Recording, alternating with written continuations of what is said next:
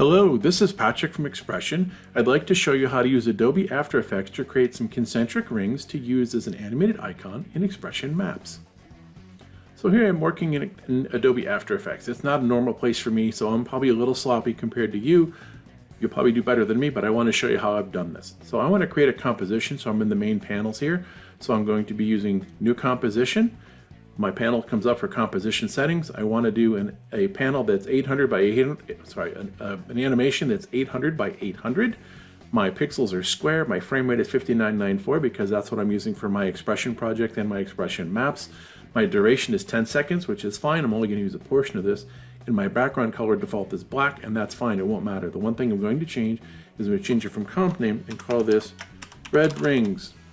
I'm going to click OK. Now I'm going to come up to my project settings, and you can see I just have a comp in here, and there's nothing else to it. I'm going to come down to my timeline. I'm going to add a source object. So I'm going to right click, choose New, and I want a new solid. Now the new solid panel comes up, and again it should match my comp. It's 800 by 800. The pixels are square locked.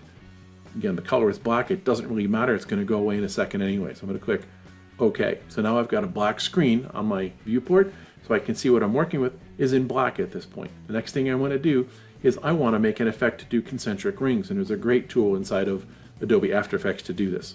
I'm going to come down to my timeline. I'm going to right click on my source object, which is black solid 1. I'm going to choose Effect. I'm going to come down to Generate, and from Generate I'm going to find one called Radio Waves. And guess what? Once I do that, it looks like my panel disappears. Now if I grab the timeline editor and I scrub it, you're going to see it starts at 0, and you'll see concentric rings that go out of the middle, and it does it for 10 seconds. Now, I'm going to park at about 4. Next thing I'm going to do is I'm going to play with some of the tools in here. And again, I'm not an expert at this, I'm just showing you a couple of the tools. What I'm going to do is change the expansion. In other words, how big is this going to get? I'm going to make it go about there, which is about 2.9 or 3.0, which is fine. My lifespan right now is from 0 to 10. I don't really want all that. Instead, I want this to be more like 4 or 5.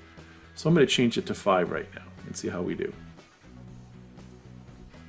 Okay, now frequency is the number of rings that you have, and I'm going to change my frequency. I can make them more or less by playing with the number. So I'm going to say 0.7 is a good set of numbers.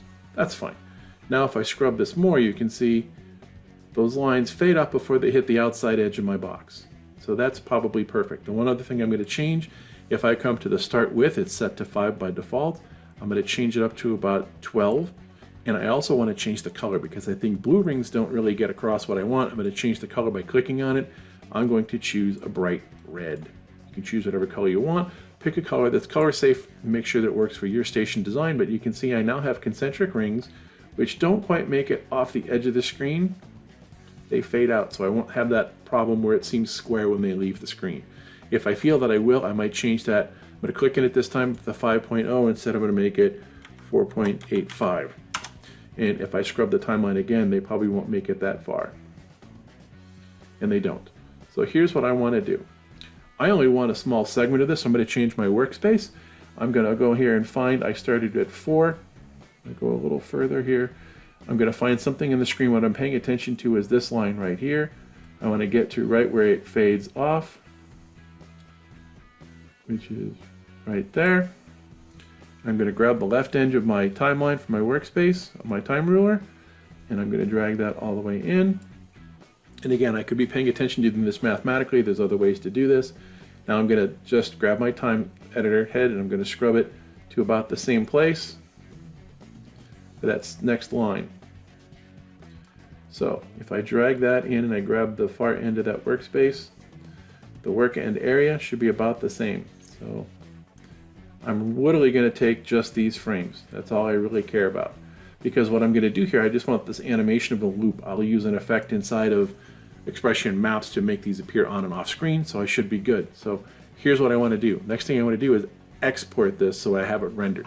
So I'm going to go up to the top, I'm going to do File, I'm going to choose Export, I'm going to do Add to Render Queue, and when I do that, there's settings down here that I have to adjust. So first off, I'm going to come down to Output Module, and I'm going to change it because my default is AVI. I'm going to change it to a PNG sequence because I want to bring it into XPression Maps as an animated icon, and this is the best way to do it. The next thing we'll do is come down to the video output section and change it from RGB to RGB plus alpha. And I also want to make sure my depth is millions of colors plus, which means I get the alpha channel with it. And right now I've got this checked here, use comp frame number. So I want frame 0 to be my first frame. I could do this and leave it alone if I want to, it's just easier. So I do want this to start at frame 0, so not to use the comp frame number. When I click OK, that makes all the rest of my settings, and literally what I'm going to be getting is just those frames from 4 to 5 seconds.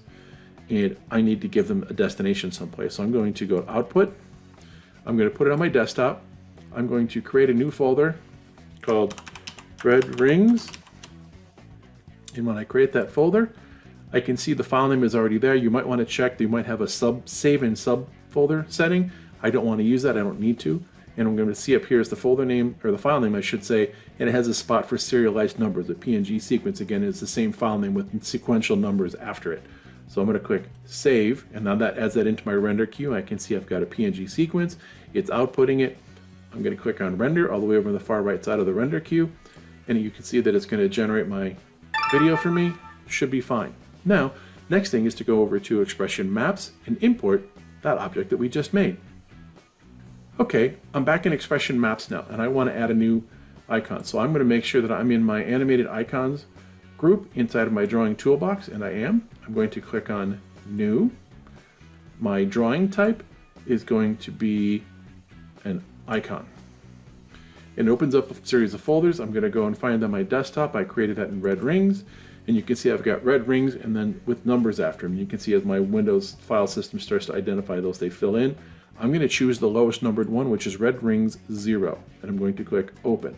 A dialog box pops open about adding a load image sequence. I'm going to click on Load Sequence because I want all of them. If I choose Load Single, I'll just get that one frame.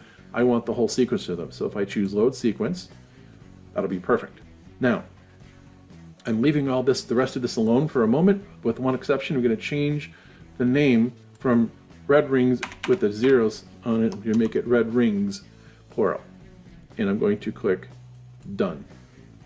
Perfect. Now I've got this. I'm going to take it and drag it onto my map. Let's say I'm going to put it over here in Iraq. And you can see that it lands there. I'm going to right click once so that I don't seem to be adding another one. Then I'm going to grab the top right corner and look at what I've got. I now have animated concentric rings coming out from my XPression Maps, and that's how I add them in. Now I'm going to go back and change one tool, because right now you can see if I zoom in and out, there's a particular fade rate that's happening here. I can set it for the object by right-clicking, choosing Edit Drawing, and I can change my effect in to being a dissolve, and doing a dissolve again, otherwise it'll wipe from the left or right. And again, the rest of these I don't need to worry about. I'm not slowing it down. I could also choose to scale, make it 2 or 3, so when I place it, it's larger, because you saw it was kind of small. I don't need to worry so much about that. Now, the individual use of that icon is also controlled. If you look over here in your drawing editor for that object, you can see that it's set to zoom in at 26, or dissolve in when I zoom to 26, and out when I get to 200. I'm going to change the out to 40, and I will change the in to 30. So it's gone. How come? My zoom level is 26. If I zoom in to 30, they appear and they disappear. And again, I changed the settings and I didn't replace the asset. So if I made the change over here, now you'll see they'll dissolve in. And again, how come? I put this object here before I added the dissolve setting, so they don't exist. If I deleted it, put it back in, it would come back.